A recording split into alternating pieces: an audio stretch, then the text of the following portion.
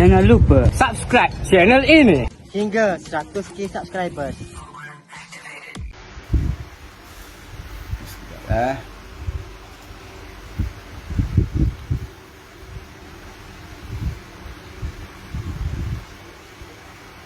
Assalamualaikum warahmatullahi wabarakatuh.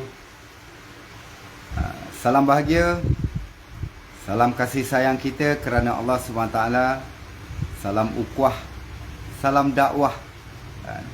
InsyaAllah semoga kita sentiasa dalam pemerhatian Allah SWT. Amin.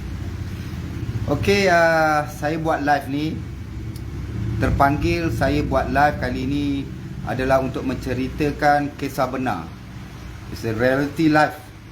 Kisah benar, cerita benar yang berlaku dalam perjalanan hidup saya yang Allah pandu dan aturkan. InsyaAllah. Saya minta maaf dulu kalau perkongsian saya dekat sini mungkin kurang menyenangkan ataupun menampakkan keburukan-keburukan. Tetapi insyaAllah apa yang saya nak kongsikan kat sini atas maksud berkasih sayang kerana Allah SWT dan untuk memperlihatkan betapa indahnya kehidupan kita, kan, dalam pelbagai ujian ni, betapa indahnya kehidupan kita bila mana Allah jadikan macam-macam perkabaran dalam kehidupan kita, macam-macam teguran yang Allah SWT hadirkan dalam kehidupan kita, kan. Kita dengar selalu ujian tanda Allah SWT sayang. Bila Allah SWT hadirkan ujian, dia telah memberikan kita ilmu. Ilmu yang paling besar dalam kehidupan kita iaitu apabila kita gagal. Apabila kita gagal, itulah ilmu yang paling besar. Kenapa? Kita tak nak lagi gagal seperti mana kita gagal, yang pernah kita gagal. Kita akan usaha, cari perkara-perkara, kita akan fikir macam mana kita tidak mahu gagal seperti mana yang pernah kita gagal. Itulah ilmu yang paling besar. Alhamdulillah, saya nak kongsikan pengalaman hidup saya yang berkait banyak dengan kehidupan sekeliling kita, dalam hubungan kasih sayang kita ni. Pengalaman hidup saya yang Allah telah gerakkan sebenarnya banyak hikmah, banyak dia punya kelebihan. Walaupun saya, tuan-tuan semua berada di jalan-jalan yang gelap, di jalan-jalan yang kita rasa Allahu Akbar, satu ketika dulu kita duduk di jalan-jalan yang begitu jauh dengan kejayaan. Tetapi walaupun kita duduk di jalan-jalan yang begitu, Allah telah gerakkan kita berada di jalan-jalan itu. Sebenarnya jalan-jalan itu juga ada permata, ada benda yang berharga, yang bernilai dalam kehidupan kita. InsyaAllah saya kongsikan pengalaman hidup saya di era 90-an. Abang-abang yang seusia dengan saya, sahabat-sahabat yang seusia dengan saya pasti memahami apa yang saya nak kongsikan di sini. Okey, sebelum saya terlibat di dalam industri hiburan, saya bekerja di kelab. Saya bekerja di kelab, executive club, kelab yang ada manager, yang ada empunya kelab, yang ada manager, yang ada bartender, yang ada waiter, yang ada supervisor, yang ada guest relation officer. Guest relation officer, iaitu GRO dalam singkatan. Ini ada apa, penyambut tetamu, dia meraihkan tetamu. Okey, pada tu era awal 90-an lah, saya belum lagi terlibat sepenuhnya di dalam industri hiburan. Saya baru berjinak-jinak. Malam saya jadi sebahagian daripada keluarga mereka di situ. Siang saya menjadi mencari kerjaya-kerjaya lain, kerjaya-kerjaya lain yang baru dalam kehidupan saya. Sebab saya nak cari, takkan saya nak duduk kat situ je sampai bila-bila. So saya kena fikir, ada tak peluang-peluang lain. So saya nak cerita pengalaman saya bekerja di kelab malam.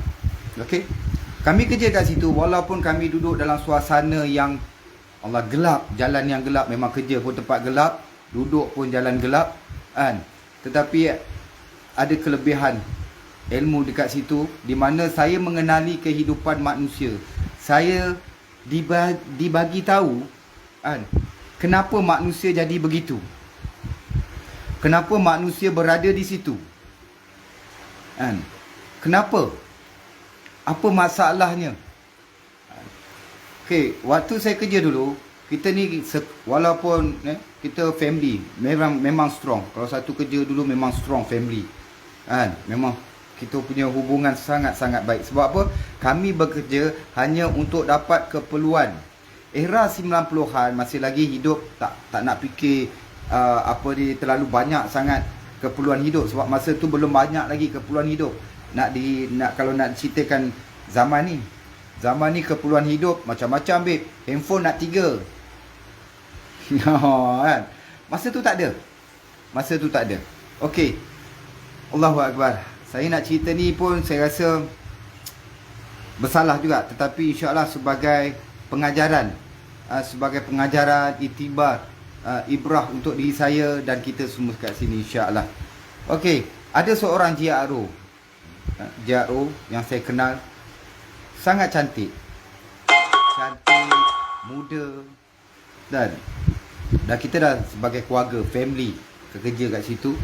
Dan kita bertanya, kadang-kadang ada orang yang nak bagi tahu apa yang dia terbuku kan.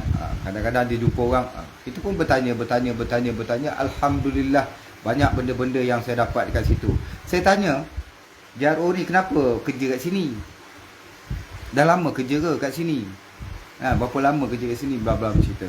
Dan kenapa kerja kat sini? Okey, gadis ini anak sulung. Gadis ni anak sulung dan mempunyai 7 orang adik-beradik. Ayah dengan ibunya dah lama berpisah. Ibunya hari ni bekerja keras untuk membiayai diri dia dan adik-beradik dia. Dia anak sulung dan dia seorang pelajar di sebuah universiti di Kuala Lumpur. Masya Allah. Saya kata, kenapa kerja kat sini? Sebab dia nak cari keperluan. Yang pertama, keperluan untuk ibu dia, adik-adik dia. Yang kedua, keperluan pembelajaran dia, pengajian dia. Tahun era 90-an, kos pengajian tak tinggi macam hari ni. Tak mencanak-canak macam hari ni. Hari ni kita nak hantar anak kita pergi prasekolah pun, makan belanja dah besar. Prasekolah je nak ajar A, B, C kan. Jadi saya kongsikan ni untuk nak nampak kepada kita semua, masyarakat, kita lah masyarakat B40. Alright, apa yang Allah jadikan dalam kehidupan kita, Allah dengarkan sebenarnya untuk ujian saya, ujian kita semua. Kenapa jadi begini? Salah saya, salah tuan-tuan, salah kita semua. Salah kita semua.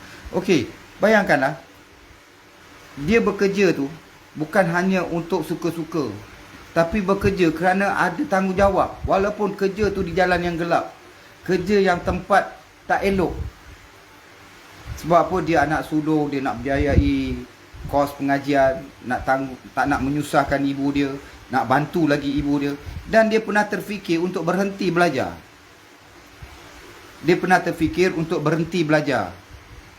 Tapi semangat dia kuat. Dia fikir, saya dah sampai ke tahap ni, takkan saya berhenti kerja, rugi lah. Saya berhenti belajar, rugi lah. Jadi dia terpaksa kuatkan semangat, teruskan dia punya perjuangan. Di samping itu juga dia tak nak menyusahkan ibu dia. Dan dia nak support lagi ibu dan adik-adik dia, yang ada 6 orang lagi di bawah dia. Masya Allah, tinggi pengorbanan dia. Walaupun dekat situ Allah nampak, semoga Allah bagi dia orang tak apa, rezeki yang melimpah-limpah hari ni. Dia pun rasa dah makcik-makcik dah kot. Ni pengalaman. Saya haraplah pimpinan ilmu, pimpinan masyarakat, santunilah student kita, pelajar-pelajar kita. Peluklah mereka, tanya kenapa mereka jadi begini. Dah 5 sen pun tak boleh beli komputer lagi, tak boleh sediakan keperluan untuk kamu belajar. Kenapa? Janganlah jadi diri kita suasana begitu sempit, Tempat kerja, rumah. Tempat kerja, rumah. Rumah, tempat kerja. Keluar pagi, pergi tempat kerja. Balik petang, duduk rumah. Kita tak kenal pun apa yang berlaku dalam kehidupan sekeliling kita. Apa yang berlaku ke atas pelajar-pelajar kita. Anak-anak remaja kita. Tak tahu tuan-tuan. Kita tak kenal pun kehidupan manusia betul-betul. Kita hanya kenal kehidupan kita je. Tujuan kita hari ni nak bagi orang tu jadi baik. Tapi kita tak tahu macam mana masalah dia, apa yang perlulah pegang hati ke hati. Dekati mereka. Pergi dekat rumah-rumah bujang. Tengok apa yang mereka alami. Bagi saya lah, kita ada rezeki, why not kita bagi. Walaupun dia enjoy kan, kita bagi. Bagi keperluan pengajian untuk dia. Semoga bila dia dah berjaya, dia ingat benda tu, jasa tu. Bukan dia ingat benda yang terguris di dalam hatinya. Luka dekat hati ni memang tak boleh rawat tuan. Luka dekat badan ni boleh rawat lagi. Dekat hati ni susah nak rawat. Kalau apa salahnya orang kaya di zaman ni, Masya Allah, orang Melayu Islam yang kaya berlambak-lambak. Zaman saya kecil remaja orang kaya tak banyak lagi. Hari ni orang kaya banyak, ramai. Dan di hujung era 90-an juga, di hujung era 90-an, saya syuting dalam satu babak kelab malam, disco. Disco, babak disco. So, saya tengah relax, sementara nak tunggu set. Diorang setting set, apa semua. Lalu tiga gadis dalam keadaan sopan di sebelah saya berbaju kurung tiga-tiga. Baju kurung tiga-tiga. Siapa ni? Kan? Dia bila babak di disco ataupun kelab, dia kena ada extra ramai, remaja ramai. Kan? Untuk nak nampakkan hidup suasana tu. Alright, saya pun tunggu, extra pun tengah siap-siap. Kan? Tukar baju, solek, apa semua. Lampu dan apa semua. Dah siap. Okey, kita pun nak buat rehearsal. Dan saya, dalam rehearsal tu, saya tengok satu kelompok gadis-gadis yang seksi. Seksi. Sebab scene disco tuan, takkan nak pakai sopan. Takkan nak pakai tudung. Ini tahun 90-an ni.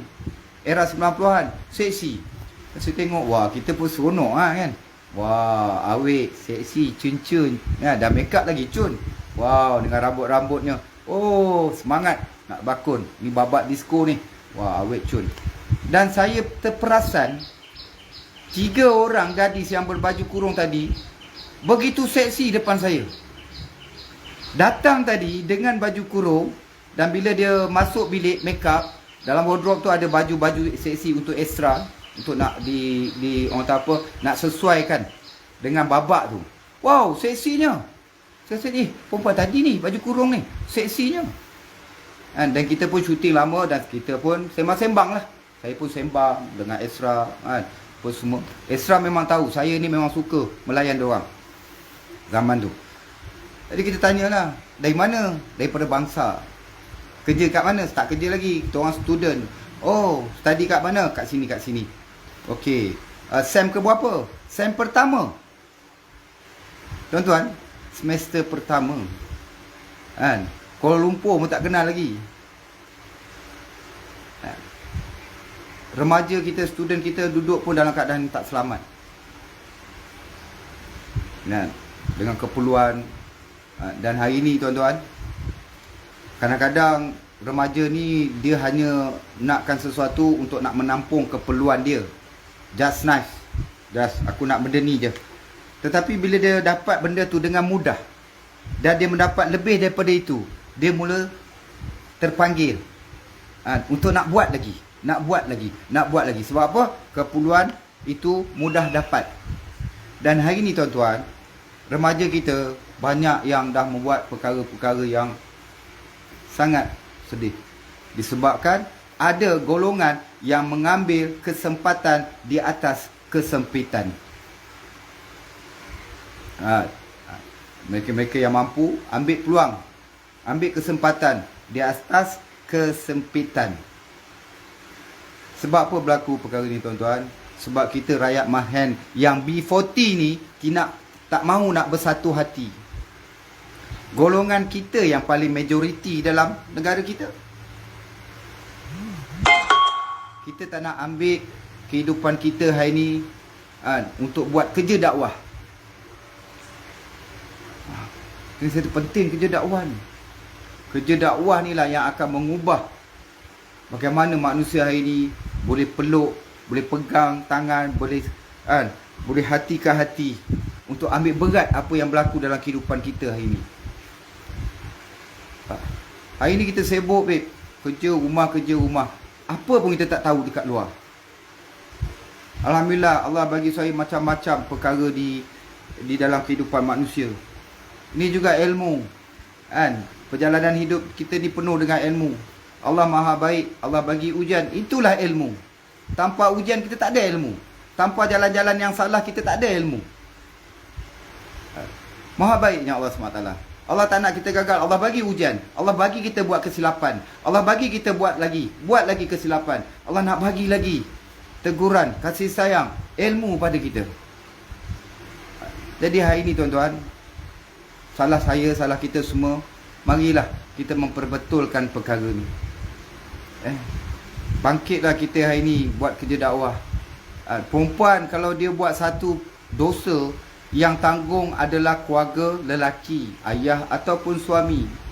Berapa ramai hari ni lelaki yang menanggung perkara ni hari ni. Ayah kena tanggung, suaminya kena tanggung, abangnya juga kena tanggung.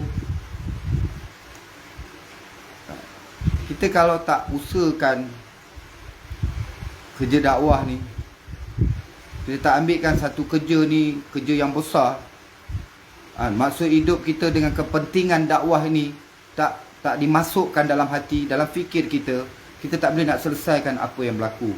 Dan akan banyak lagi ujian-ujian tanda Allah sayang untuk kita datang kepada perkara dakwah. Berlaku hari ni tuan-tuan. Benda-benda yang kita tengok sangat takut hari ni. Sebab kos pengajian hari ni pun makin tinggi. Kos pengajian makin tinggi. Kalau tahun 90-an, era 90-an, kos dia begini. Masuk era 2000 macam ni. Masuk era 2020 macam ni. Makin lama makin meningkat kos pengajian. Kita pun tak tahu apa masalah student remaja kita. Kita peluklah diorang. Peluk diorang, tanya betul-betul, ambil tahu. Jangan kita letakkan suasana kehidupan kita rumah, tempat kerja. Rumah, tempat kerja. Kita tak ambil tahu, babe, apa yang berlaku dalam kehidupan kita. Kita tak fikir pun apa yang orang sekeliling nak. Kita semua memerlukan antara satu sama lain. Yang dekat luar tu perlukan kita. Yang berilmu perlukan kita, yang tak ada ilmu pun perlukan kita. Walaupun kita tak ada ilmu, tetapi yang berilmu tu pun perlukan kita. Sebab kita ni memang kena memerlukan antara satu sama lain. Rantai besi kalau satu pun tak boleh jadi apa, babe. Rantai besi tebal macam mana, kuat macam mana pun, kalau satu lubang saja tak jadi apa. Tapi kalau dicantumkan lagi satu, sehingga dia jadi sekaki, dua kaki, barulah dia boleh bagi bermanfaat. Lagi panjang, lagi banyak kegunaan dia. Hari ni kita tak dapat jadi rantai seperti itu. Walaupun nipis, walaupun ni, tapi kalau ni yang berlaku dalam kehidupan kita hari ni, tuan-tuan. Kos hari hidup tinggi, tapi kesatuan hati kita tak makin lama makin lemah. Sebab manusia sibuk dengan keperluan hidup. Keperluan hidup makin lama makin banyak keperluan dia, kehendak dunia ni banyak, makin lama makin dikeluarkan. Untuk manusia sibuk sampai lupa nak buat kerja dakwah, sampai lupa nak peluk manusia, pegang tangan manusia, satukan hati-hati manusia. Orang kaya ramai, orang miskin pun ramai. Kita kena tahu apa yang berlaku. Kalau kita tak tahu, Allah, nak menunjukkan ilmu pun tak boleh nak selamatkan manusia. Ilmu yang kita ada setinggi mana pun tak mampu nak bagi apa? Nak selamatkan manusia, nak bagi kejayaan pada manusia. Iblis ilmu yang banyak pun dia pun tak dapat bagi diri dia berjaya di akhirat. Nampak? Kita nak tunjuk tak ada apa kita. Kita perlu antara satu sama lain. InsyaAllah kita rakyat Mahan ni, B40 ni, yang majoriti dalam negara kita ni, bersatulah ini buat kerja dakwah. Bersatu hari ni, jumpa manusia, tengok apa yang berlaku dalam kehidupan sekeliling kita, kelemahan dia, kekurangan dia, ada pada kita. Allah tunjukkan tu bukan untuk dia, untuk kita semua. Allah tunjukkan macam-macam berlaku ini untuk kita semua. Apa yang berlaku dekat Sajat? Sajat makin jauh dengan kita. Makin jauh, babe. Sepatutnya dia makin dekat dengan kita. Kita bukan nak suruh dia jauh dengan kita, kita nak dia dekat dengan kita. Kita nak dia duduk sama-sama berjaya dengan kita dunia dan akhirat. Hari ni kita kecam, dia makin jauh dengan kita. Sama jugalah apa yang berlaku dalam sekeliling kita hari ni. Kita tegur sebab apa? Untuk menyedarkan kita semua. Berjuta orang kaya hari ni, berjuta orang yang berilmu hari ni,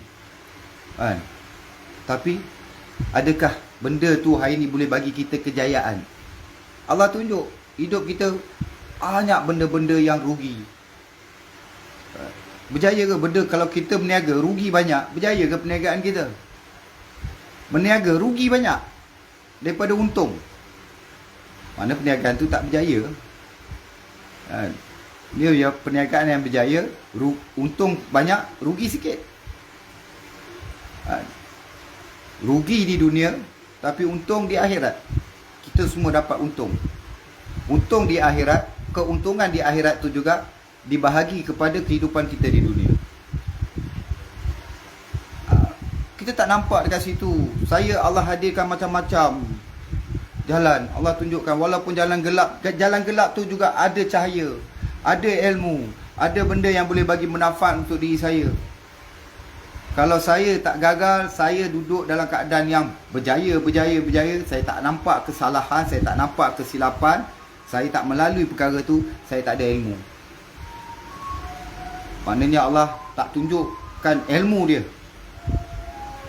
pada saya. Allah tak bagi ilmu Allah tu pada saya. Kita hidup ni bergantung dengan Allah. Macam mana kita nak dapat ni? Eratkan baliklah. Kerja dakwah ni penting, tuan-tuan. Zaman nenek moyang kita dulu dah buat kerja dakwah ni. Orang kampung kita dulu macam mana? Majlis, gotong royong, dakwah. Semua buat. Berjemaah, basuh pinggan berjemaah. Benda tu kita kena.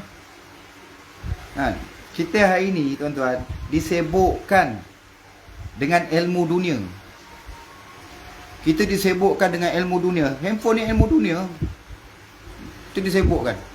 Hiburan, ilmu dunia, benda-benda dunia. Kita disebukkan sehingga kita lalai untuk menjadi rantai-rantai yang makin lama makin panjang, makin kuat. Untuk kita rakyat Marhan ni mengubah suasana kehidupan kita. Allah tunjuk hari ni, yang berpangkat pun tak boleh bagi kejayaan pada manusia, yang berilmu pun boleh bagi kejayaan pada diri dia. Kita nak kata diri kita ni ada apa-apa hebat, tak ada. Kita perlu antara satu sama lain. Saya mohon sekali lagi dengan kasih sayang kita kerana Allah SWT, tolonglah pimpinan-pimpinan ilmu, pimpinan masyarakat kita semua, jumpalah manusia. Jangan tengok satu manusia, satu insan yang baik, tunjukkan sifat baik. Kita tengok dia pergi jumpa orang miskin, dia pergi jumpa orang susah, dia pergi jumpa pondan, dia pergi itu, dia cakap Allah sayang kita, Allah sayang kita. Kita nampak benda tu hanya dia je yang boleh buat. Allah tunjuk tu bukan untuk dia. Allah tunjuk tu untuk kita. Kita nak kena buat macam tu. Kita kena tiru-tiru dan usaha buat benda tu. Kalau semua majoriti B40 dalam negara kita, rakyat markhan ni, orang-orang bawahan ni, buat perkara yang kita lihat tu, apa berlaku dalam negara kita? Bagaimana kehidupan sekeliling kita?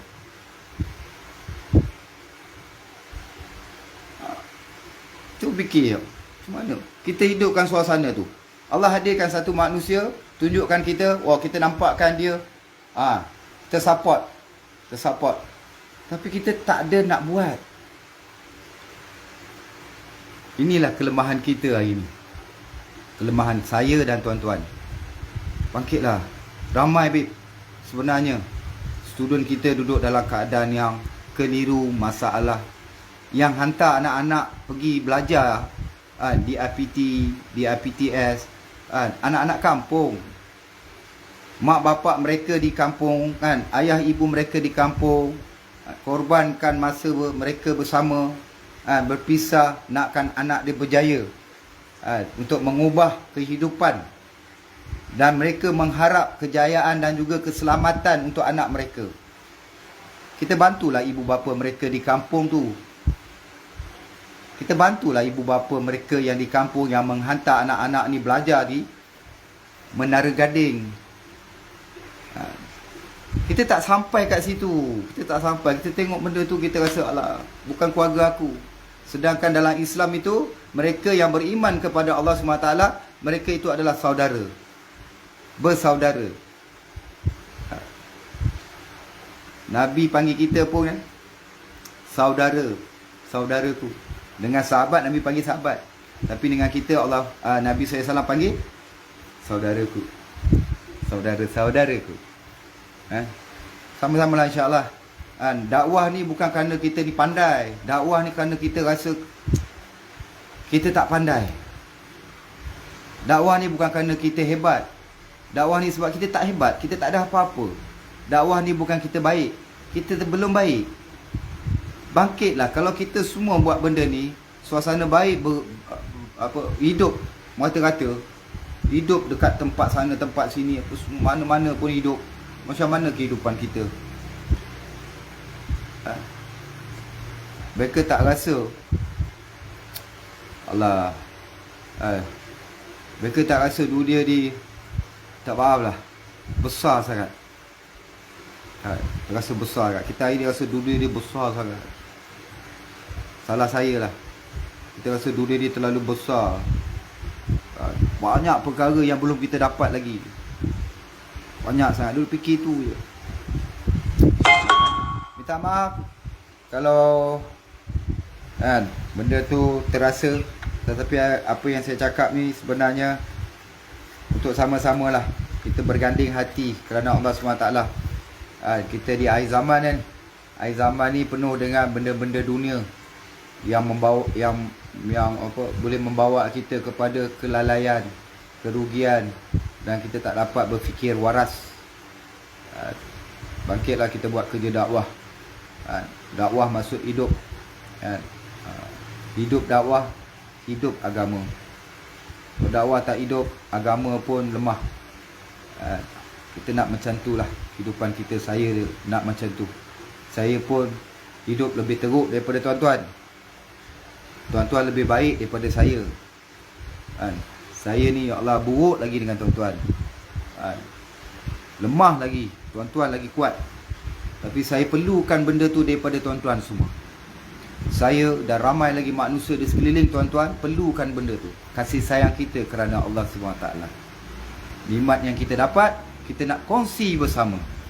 Inilah yang akan membuatkan kita masuk syurga Allah SWT. Allah sediakan jalan-jalan kasih sayang buat kita. Dah ada batas-batas kasih sayang untuk kita berjalan. Di mahsyar yang panas tu, kita ada disediakan batas-batas, laluan-laluan untuk kita menuju ke kampung akhirat kita, yakni syurga Allah SWT. Saya punya pengalaman hidup, Masya Allah, Allahu Akbar. Kita semua ada. Kita semua ada jalan gelap. Kita semua ada jalan keliru. Kita semua ada jalan-jalan yang kita tak nak lagi lalu kat jalan tu. Tapi jalan-jalan itulah yang membuatkan kita akan mengubah diri kita untuk jadi lebih baik. Takkan kita nak ugi macam dulu. Kalau kita nak ugi pun tak naklah ugi banyak, ugi sikit-sikit. InsyaAllah. Alright, okey, itu saja. InsyaAllah, minta maaf. Jom para pendidik, pimpinan-pimpinan ilmu, masyarakat, orang kayangan, tak kisahlah, lupalah manusia. Sebab tu dakwah ni, Allah, dakwah ni penting sangat. Kepentingan dakwah ni sangat-sangat perlu disebarkan. Saya dan tuan-tuan, perlu disebarkan. Kita berdakwah sampai kita dapat memenuhi syariat Nabi Muhammad SAW. Kita berdakwah sampai kita jadi alim. Kita berdakwah sampai kita hidup ni beribadah dalam keadaan yang betul-betul ikhlas. Jangan tunggu ikhlas dulu. Kita berdakwah sampai ibadah kita betul-betul ikhlas. Kalau nak tunggu ikhlas, tak tentu lagi usia kita sampai ataupun tidak. Alright. Okey, terima kasih semua. InsyaAllah kita berkasih sayang lah hari ni. Berkasih sayang. Kasih sayang ni yang sejati. Kasih sayang sejati. Dia berkurangan. Kasih sayang kita kerana makhluk. Kasih sayang kita kerana kebendaan, nikmat yang ada rupa bentuk. Itulah kasih sayang kita yang kita terjemahkan dalam kehidupan kita hari ni.